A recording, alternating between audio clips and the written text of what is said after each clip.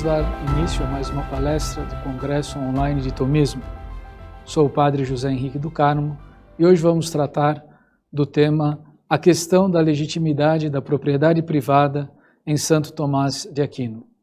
Gostaria, antes de dar início à nossa palestra, convidar a todos a fazer uma oração inspirada, escrita por Santo Tomás de Aquino para os alunos antes de estudarem. Em nome do Pai, do Filho e do Espírito Santo. Amém. Criador inefável, vós que sois a fonte verdadeira da luz e da ciência, derramais sobre as trevas da minha inteligência um raio da vossa claridade. Dai-me inteligência para compreender, memória para reter, facilidade para aprender, sutileza para interpretar e graça abundante para falar. Meu Deus, semeai em mim a semente da vossa bondade. Fazei-me pobre sem ser miserável, humilde sem fingimento, alegre sem superficialidade, sincero sem hipocrisia, que faça o bem sem presunção, que corrija o próximo sem arrogância, que admita a sua correção sem soberba, que a minha palavra e a minha vida sejam coerentes. Concedei-me, verdade das verdades, inteligência para conhecer-vos, diligência para vos procurar, sabedoria para vos encontrar, uma boa conduta para vos agradar, confiança para esperar em vós, constância para fazer a vossa vontade. Orientai, meu Deus, a minha vida, concedei-me saber o que me pedis e ajudai-me a realizá-lo para o meu próprio bem e de todos os meus irmãos. Amém. Meu interesse neste congresso online de tomismo visa introduzir a discussão acerca da legitimidade da propriedade privada, seus direitos, limites, finalidades, em prol do bem comum, e da sua relação com a liberdade, baseados na doutrina de Santo Tomás de Aquino. Dois destaques marcam o pensamento de Santo Tomás. Primeiro, uma grande fé no catolicismo. Segundo, uma adesão incondicional à realidade. Um conceito geral e fundamental sobre a propriedade. A propriedade, como os demais bens, estão a serviço do homem, na medida em que o inferior serve ao superior e o menos perfeito ao mais perfeito. Disto resulta duas consequências. Se os bens estão a serviço do homem, o homem está a serviço de Deus. Segundo, a liberdade do homem se expressa na possibilidade de ser ele mesmo e de ter algo que é seu e no qual e através do qual ele possa se realizar. Entra também o tema está ligado também à fé e à razão, porque os conflitos entre fé e razão estão presentes na vida do homem. As propostas de compreensão variam de um extremo ao outro, passando por um equilíbrio muito suscetível e facilmente influenciadas por situações históricas, culturais, religiosas, de ordem social, política e econômica. Diante dos extremos, tem-se uma posição intermediária que compreende ser possível um acordo entre fé e razão, entre teologia e filosofia. Porque o autor da criação, que é Deus, é o mesmo que alimenta a fé e ilumina a razão humana, que não pode haver contradição entre fé e razão, pois procedem de uma mesma e única fonte sapiencial, que é o próprio Deus. Como aplicarmos estas verdades na vida prática? A aplicação destes princípios leva a Santo Tomás a ter uma posição otimista no que diz respeito à vida social, política, familiar do homem, sem negar a possibilidade de desvios. Isso é muito bonito, não é? Quer dizer, o homem, a vida do homem é para a alegria. O homem não foi feito para a desgraça, para a tragédia, mas o homem foi feito para a felicidade. E tudo que diz respeito à vida do homem pode concorrer para a sua felicidade. Claro, está também sujeito aos perigos, aos desvios. O homem é concebido como imagem e semelhança de Deus, composto de corpo e alma, capaz de conhecer e querer livremente. Esta definição de homem nós não podemos abrir mão no pensamento católico ou num pensamento filosófico. Todavia, é necessário ter sempre em mente a distinção. A distinção é uma coisa muito importante na nossa vida. Primeiro, o interesse de Santo Tomás são os princípios fundamentais, quer dizer, aqueles que dão alicerce. As circunstâncias e consequências de ordem moral, política, econômica, religiosa, divina ou humana, não é? São questões complementares. Então, imaginemos aqui a elaboração de uma casa. Essencial numa casa é o alicerce. A partir do alicerce, você vai poder erguer as paredes e o telhado. Santo Tomás, podemos dizer assim, compara isso aos princípios. Os princípios são os alicerces do nosso pensamento. As circunstâncias são aquelas coisas que rodeiam, não é, um pensamento, completando, iluminando, distinguindo, aperfeiçoando. Ora, aplicando como resultado final desta aplicação dos princípios e das circunstâncias, nós percebemos o seguinte: a violação de uma ordem, vai dizer Santo Tomás, incide inevitavelmente no funcionamento de outra. Portanto, não há ato humano sem consequência. Tá certo? Tudo tem consequência. Fez uma coisa, terá uma consequência. A gente, nos dias de hoje, nós precisamos ter isso sempre muito, muito claro na nossa vida, né? A gente não pode, aquela ideia de fazer, vamos empurrar de barriga, pensando que não vai dar em nada, não vai ter problema nenhum, não é verdade. Santo Tomás, por outro lado, quer se afastar de algumas ideias que atrapalham o nosso pensamento, do subjetivismo moral. O que importa é se você acha que é bom, é bom. E do positivismo jurídico. Se o governo diz, se a lei da Constituição diz que pode, pode. Não é bem assim.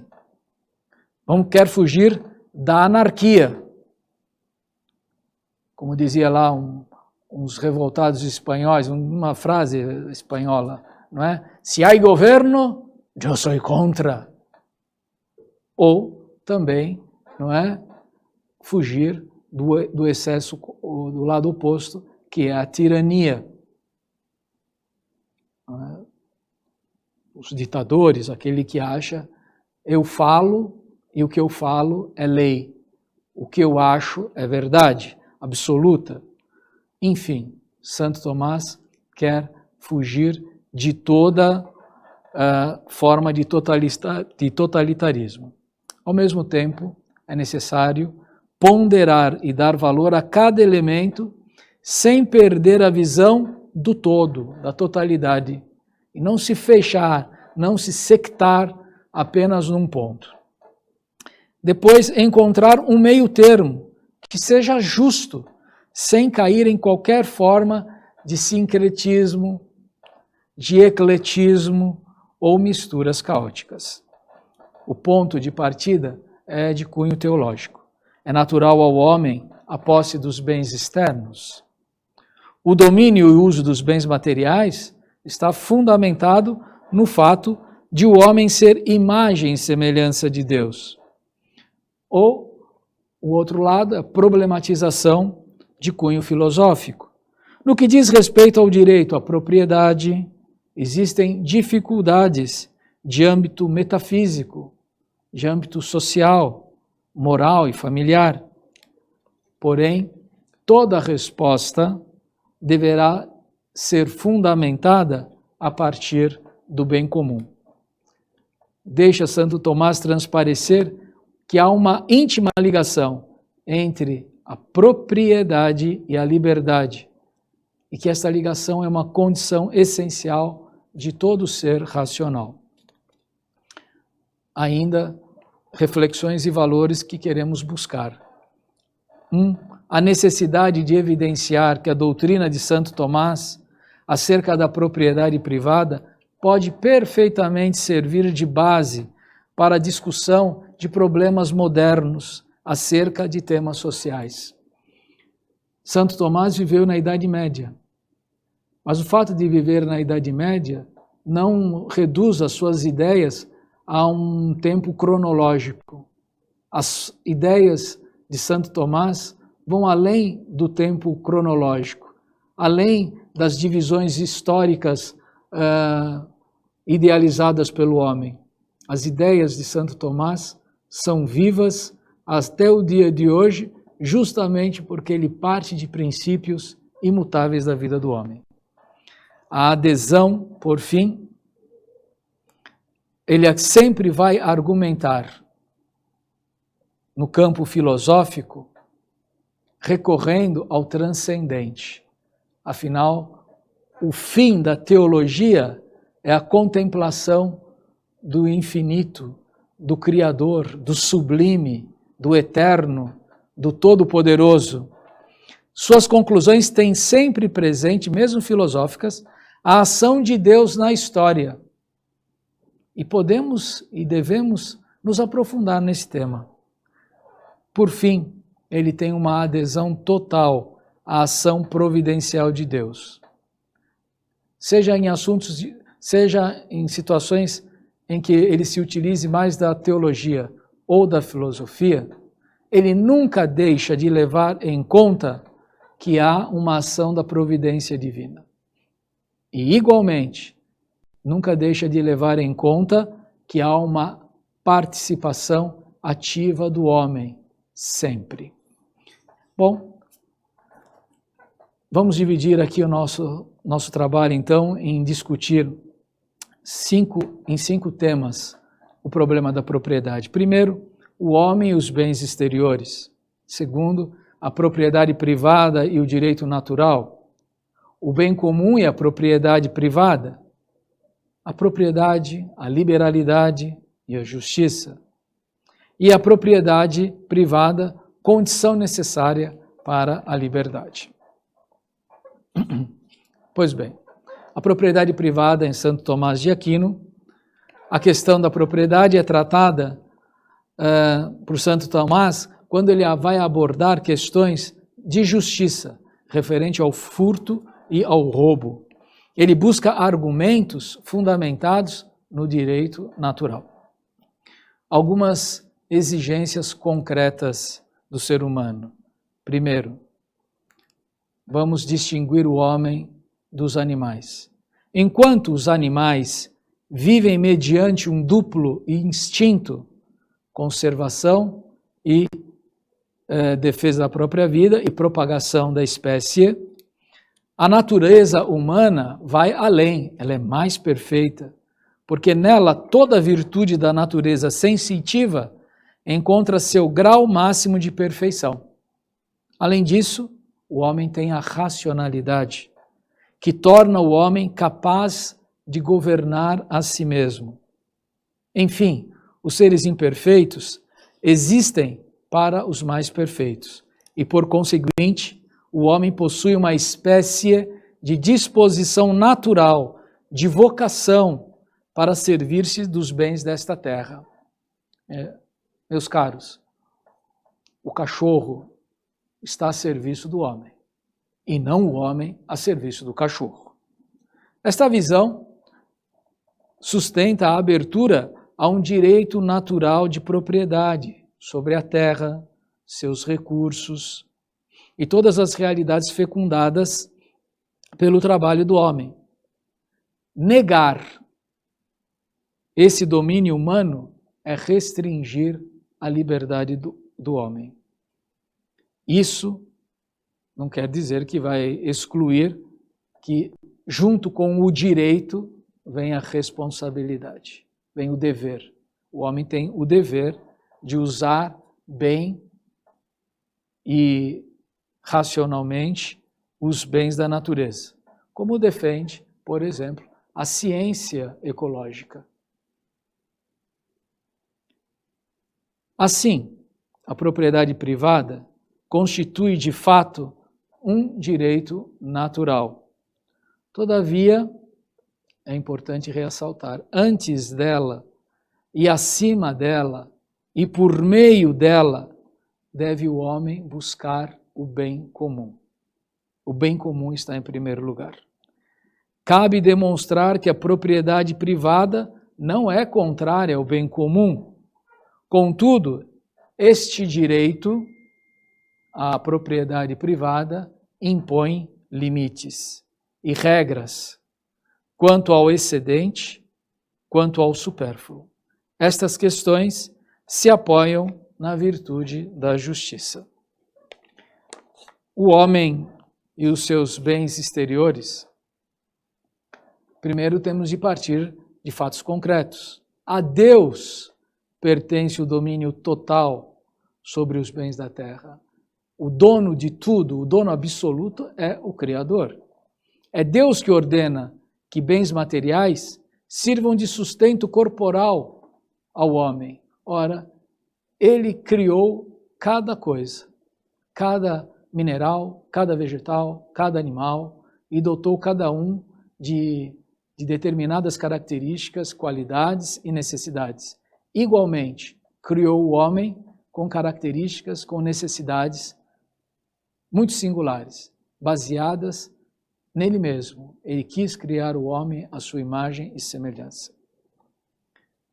E por isso, o homem também precisa encontrar as coisas que Deus deixou para ele. Os bens materiais podem servir também como meios de aperfeiçoamento intelectual do homem. Não é? Um corpo sadio ajuda uma mente sadia. Uma mente sadia ajuda o corpo a ter saúde. Por isso o homem é capaz de exercer um domínio natural sobre os bens materiais, na medida em que pode utilizá-los. Veja, tudo que o homem faz, não é? Na natureza. Ele pega uma pedra bruta e a transforma num diamante lapidado. Ele pega um tronco de árvore e constrói uma casa.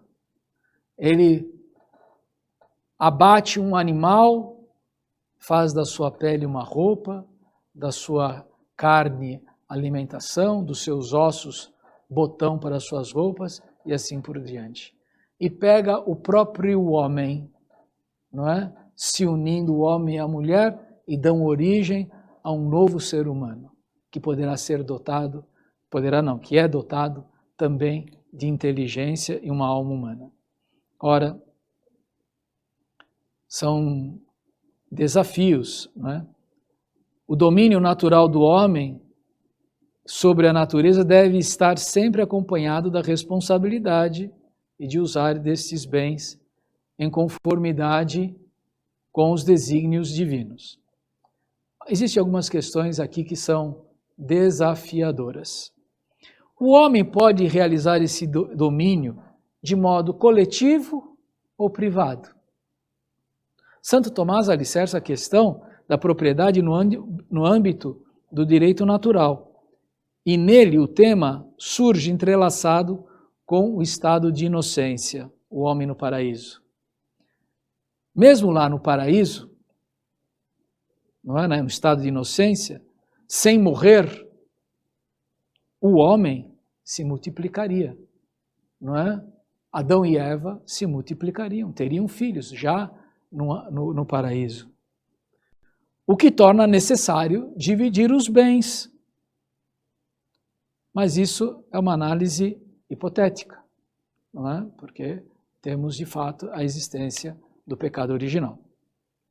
Porém, em nosso estado atual, ou seja, marcados pelo pecado original, ao aumentar os bens, se dividem as posses, pois uma comunhão de posses dá origem a discórdias, divisão de herança familiar, por exemplo. Não é? O pai trabalhou durante muitos anos, criou um patrimônio, quando ele morre deixa a herança, essa herança é dividida e nessa divisão pode dar origem a discórdias. Santo Tomás distinguia o estado de inocência do estado de natureza decaída.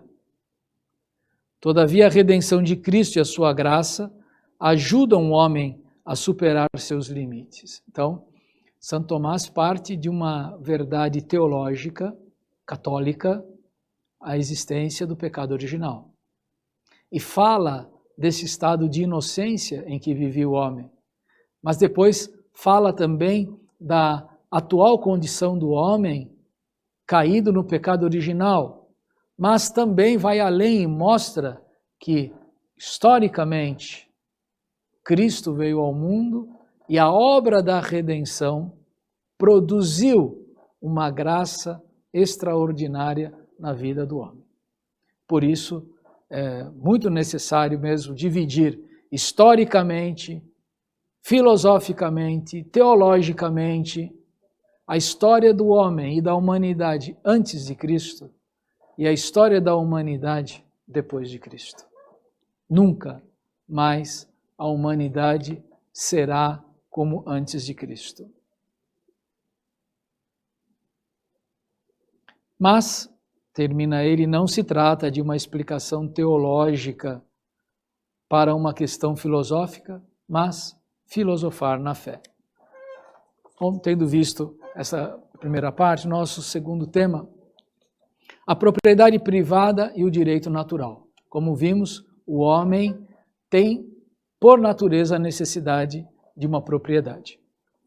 Mas como isso se dá? Em primeiro lugar, a propriedade privada é uma instituição de direito natural, mesmo não primariamente, secundariamente. Primariamente, os bens, né, são comuns. É de direito natural a posse comum de todas as coisas e a liberdade una para todos e tudo. Vamos tentar entender, não é, este pensamento dele. De dois modos podemos considerar o que é de direito natural. O que é inclinação da natureza. Por exemplo, não injuriar as pessoas, querer o bem para as pessoas. Isto é uma inclinação natural do homem. Aquilo cujo contrário, em segundo lugar, aquilo cujo contrário a natureza não estabeleceu. Então vamos dar aqui um exemplo para a gente compreender. Considerar a nudez como direito natural, porque a natureza não lhe deu um vestuário. Vamos refletir um instante nisso? Por que o homem não vive nu?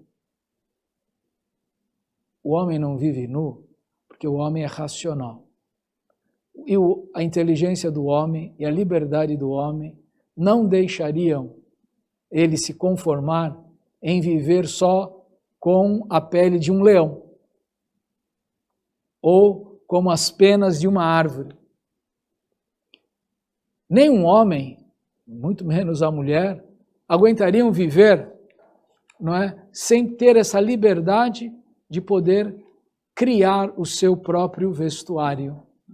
Por isso, é uma coisa muito interessante. e muito importante na nossa vida.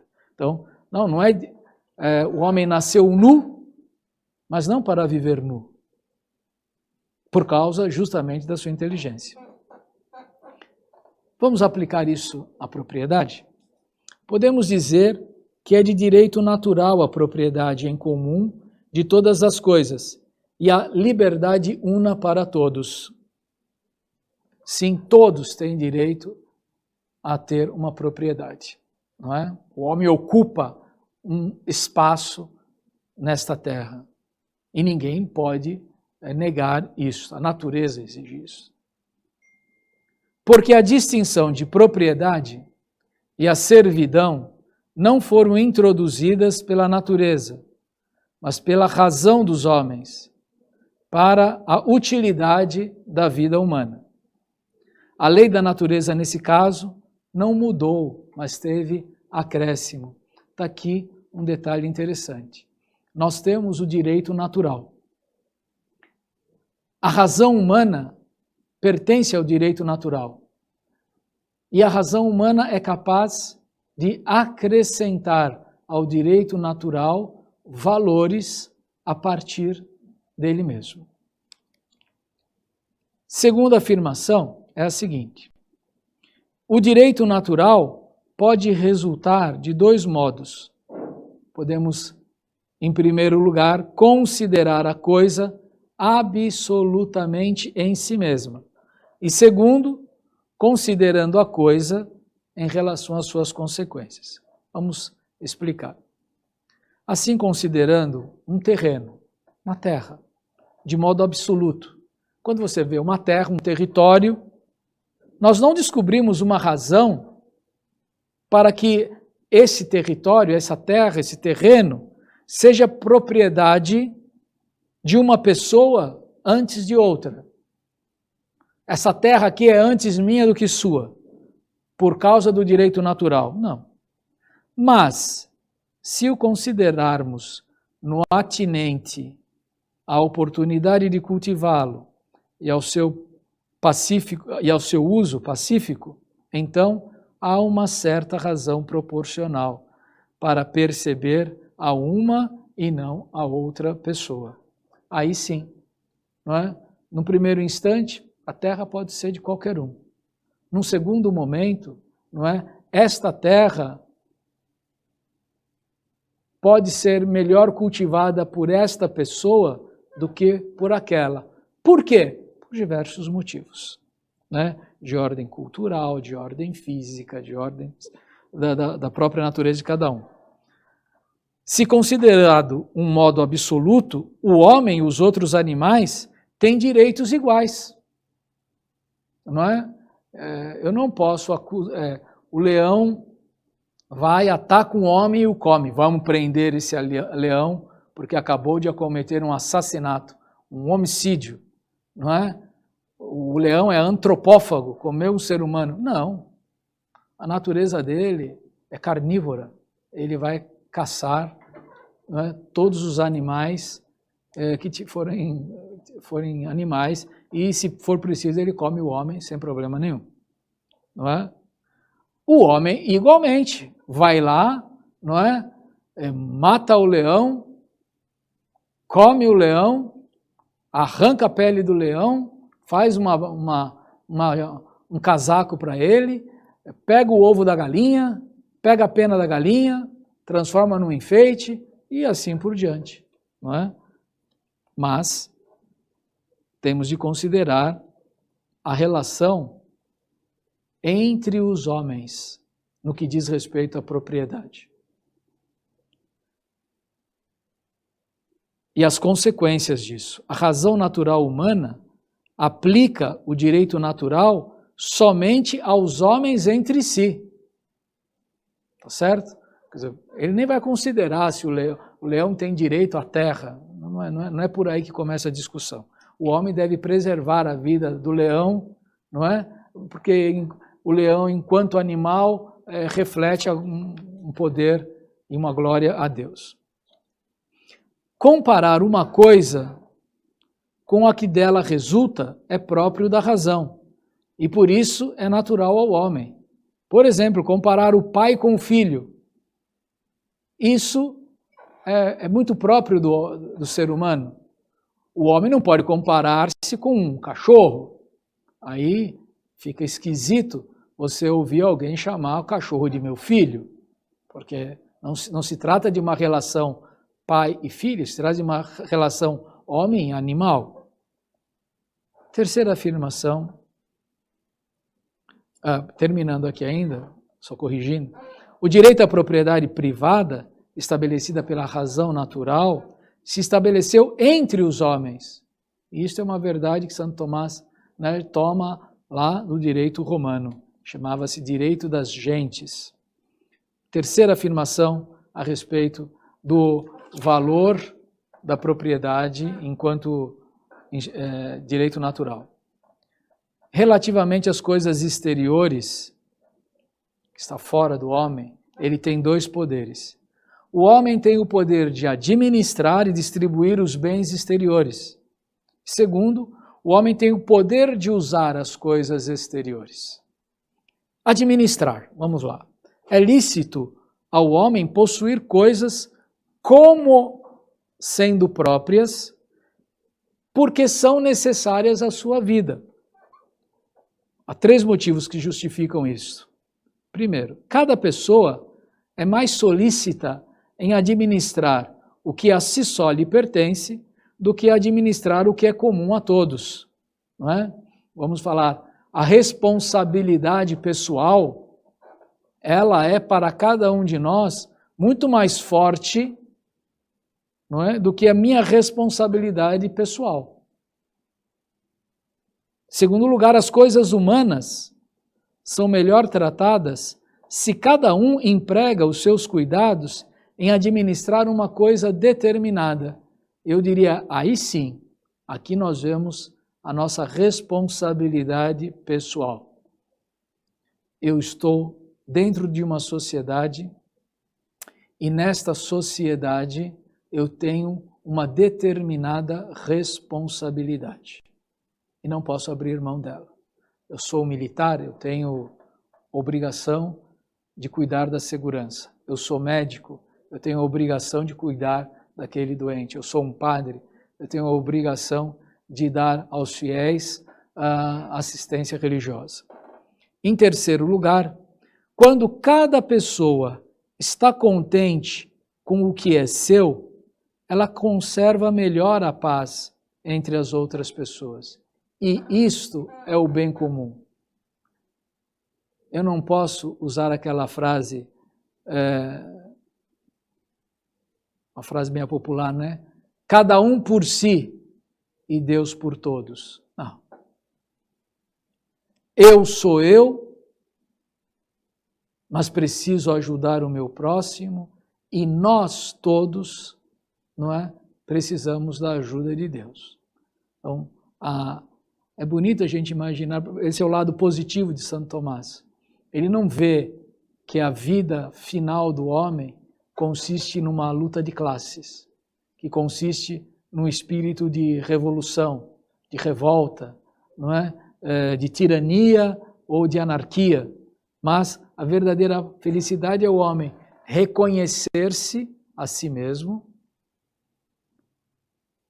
fazer uso da sua liberdade, agir dentro da sociedade naquilo que lhe é dever e competência, e junto com os outros encontrar a paz e a alegria. Segundo, cabe ao homem usar dos bens. O homem não deve ter as coisas exteriores como próprias, mas como comuns, de modo que cada um as comunique facilmente aos outros quando delas tiverem necessidade. Isso também é muito importante, um ponto muito importante. O fato de termos ricos e pobres não transforma a sociedade numa luta de classes, mas um e outro devem facilmente se ajudar. Um ajuda pelo seu trabalho, outro ajuda pela sua generosidade e assim por diante. A propriedade, portanto, não é contrária ao direito natural, senão que se sobrepõe por uma conclusão da razão humana, que pertence ao direito natural.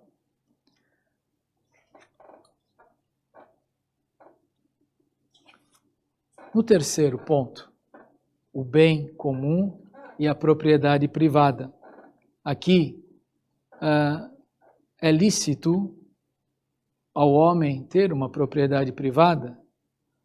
Santo Tomás vai propor como solução a justiça legal, que se relaciona com o bem comum. Todos os indivíduos devem participar por direito natural da universalidade dos bens. Nenhum homem pode se dizer dono absoluto das coisas. Não pode haver um monopólio, não é? Nesse sentido, em que só uma pessoa ou só um povo tenha direito a uma determinada coisa que é de necessidade para todos. Um exemplo interessante no que diz respeito à propriedade, muito comum. Você é dono desse pedaço de terra e aqui tem uma nascente de água. Essa nascente nasce aqui e ela vai descendo o morro e vai até aqui, onde tem outra propriedade, passa por essa propriedade e vai para outra. O primeiro proprietário não tem o direito de estancar a água e impedir que a água vá para os outros.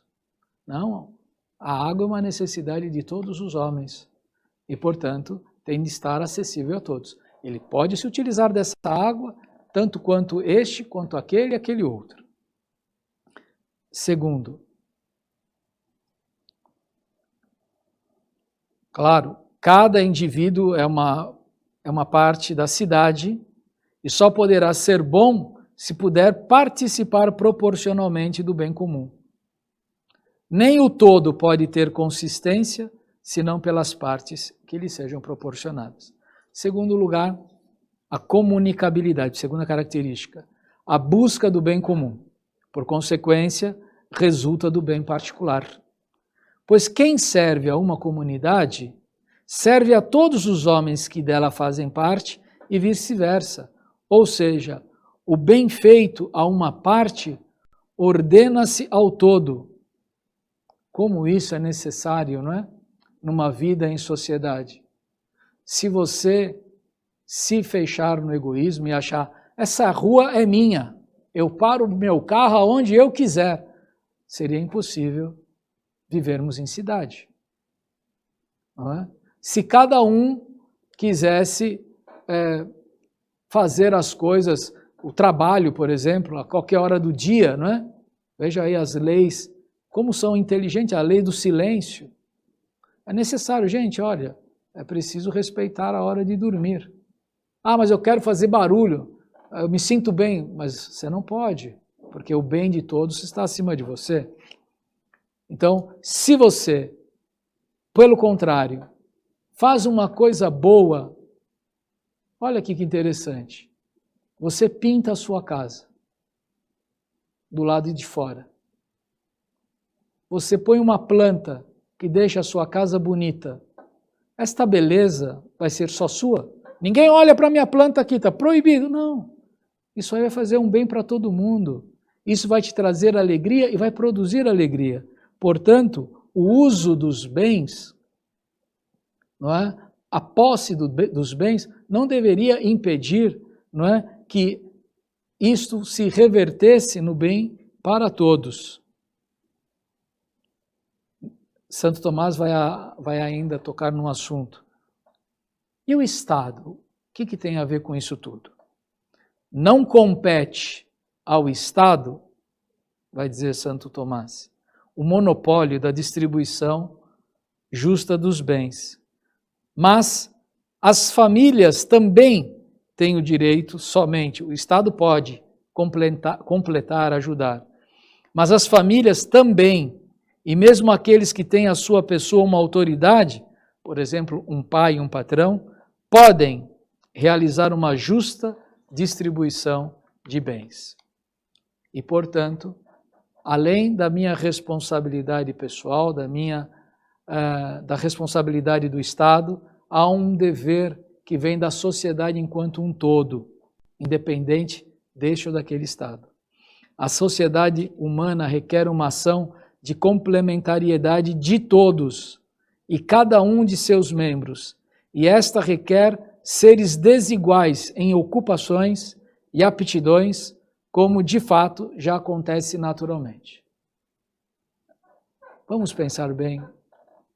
Se tem uma coisa que a gente deveria admirar na natureza, eu diria a primeira maravilha, né? Pessoal, as 7 maravilhas do mundo, eu diria, são 8 maravilhas do mundo.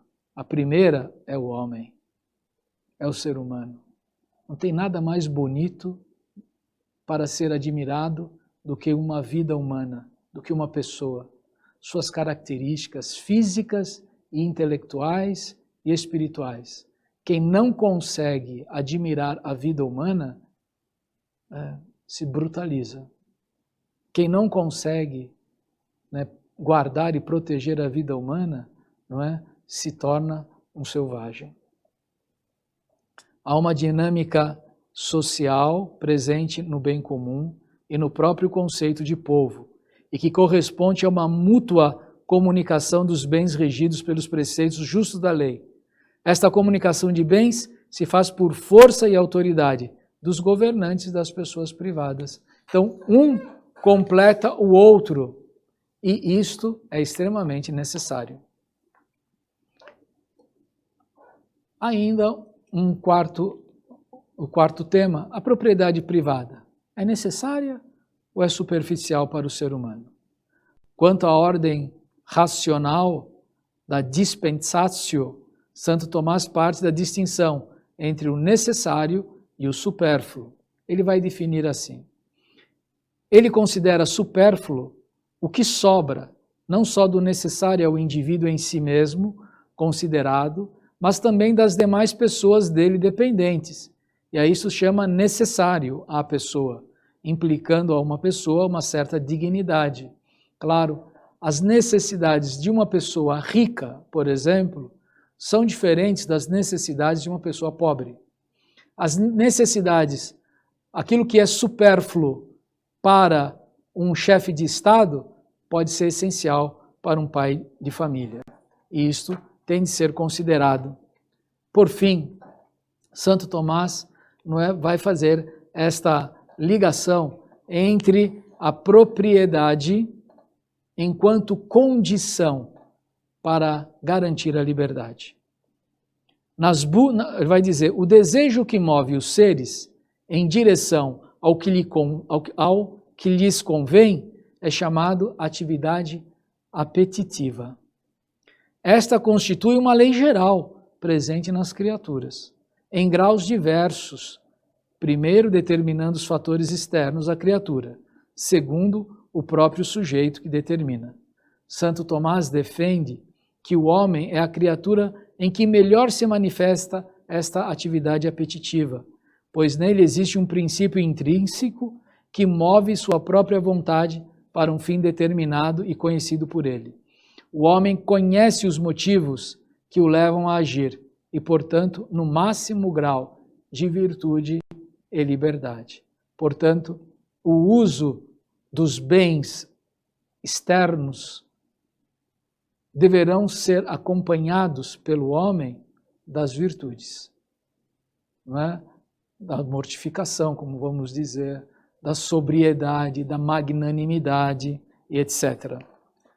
Enfim, meus caros, convencidos da necessidade e da importância da atualidade, de novamente propor os princípios defendidos por Santo Tomás de Aquino, para compreendermos melhor a realidade acerca da legitimidade da propriedade privada, procuramos em nossa palestra aqui expor com objetividade os pontos fundamentais da questão. Poderíamos nos aprimorar, não é? Mas isso exigiria mais tempo e paciência de vocês, meus caros ouvintes.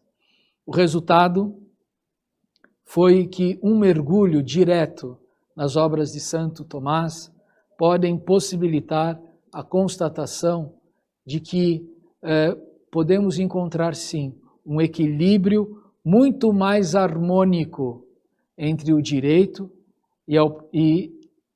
o direito de propriedade e o bem comum.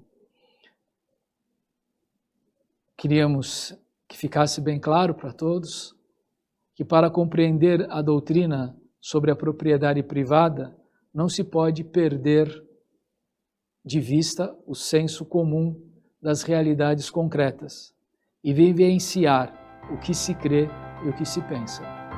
Muito obrigado pela sua atenção. Santo Tomás de Aquino, rogai por nós.